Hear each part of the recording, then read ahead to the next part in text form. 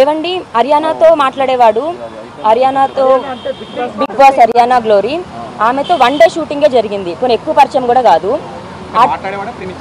మరి వాళ్ళకి ఏం జరిగిందో తెలీదు. బట్ ఆ టైంలో నాకు అప్పుడే డీజేయింగ్ అంటే కొంచెం ఇంట్రెస్ట్ ఉండి నేను డీజేయింగ్ నేర్చుకోవడానికి వెళ్ళాను గోవా 3 months కోర్స్కి. సో నేను వెళ్ళిన 1 monthకే హర్యానాతో ఇక్కడ ఇతను స్టార్ట్ చేశాడు. సో రాజా రవీంద్ర నాకు కాల్ చేసి, నీకెందుకు ఇప్పుడు లైఫ్లో ఇది చూసుకోవాలి, నీకు హస్బెండ్ ఉన్నాడు, అతన్ని చూసుకుంటే నీకు సరిపోదా, if you don't come now నీ ఇష్టం నువ్వు చేజారిపోతావు అని అంటే అప్పటికప్పుడు లగేజ్ ప్యాక్ చేసుకొని వచ్చాను మళ్ళీ నేను. ఇంకొక ఇంపార్టెంట్ ఇష్యూ ఏంటంటే రాజ్ తరుణ్ అంటే నిన్న మాట్లాడిన దాంతో కానీ గతంలో మీడియాతో మాట్లాడినప్పుడు నేను పెళ్ళి అనేది చేసుకోను, పెళ్ళి అనేది నా జీవితంలో ఉండదని చెప్తున్నాడు. మీరు లవ్లో ఉన్నప్పుడు కానీ రిలేషన్లో ఉన్నప్పుడు కానీ పెళ్ళి అనేటువంటి మాట ఎక్కడ కూడా లేదని చెప్తున్నాడు, అది వాస్తవమా?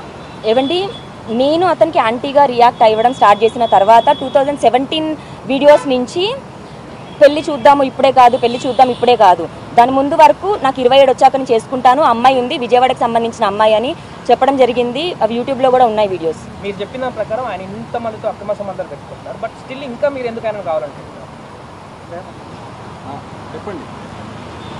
ఇష్టం అండి నాకు ఇప్పుడు కూడా కావాలని అనుకుంటున్నాను. అండ్ లేదు నాకు ఇంకో హోప్ లేదు నాకు లైఫ్లో.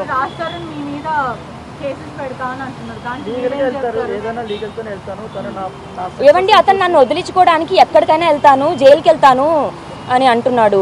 మరి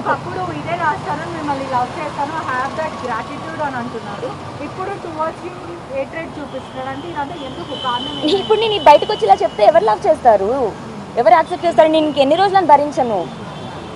ఈ వ్యవహారంలో మీ పేరెంట్స్ తరపున కానీ రాజ్ తరుణ్ పేరెంట్స్ తరపున కానీ మీకు సపోర్ట్ ఉందా? ఇప్పుడు అంటే రాజ్ పేరెంట్స్ ఇతను తానా అంటే అతను వాళ్ళు తందానా అంటారండి.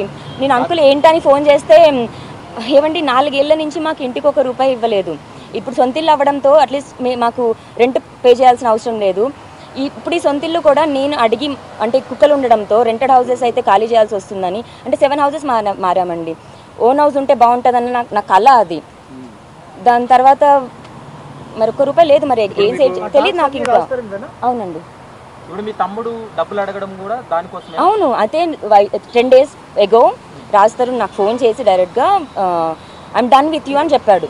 I'm blocking you, I'm done with you అని. 2 monthsలో వస్తానని అన్నవాడివి బ్లాక్ ఏంటి అని అడగడంతో ఇప్పుడు ఏం కావాలన్నా నీకు మీ తమ్ముడితో ఫోన్ చేయించు అని అతనే అన్నాడు. మా తమ్ముడు కాల్ చేస్తే రాజ్ తరుణ్ ఒకటే చెప్తున్నాడు, 2017 నుంచి మీ నుంచి దూరం అయ్యానని చెప్తున్నాడా, లేకపోతే మీరు ఈ మధ్యలో దూరం అయ్యాడా? ఏవండి 2017 తను ఎప్పుడైతే అఫేర్స్ అన్నది స్టార్ట్ చేశాడో మనసు ఇంకా నాది చచ్చిపోతుంది కదా.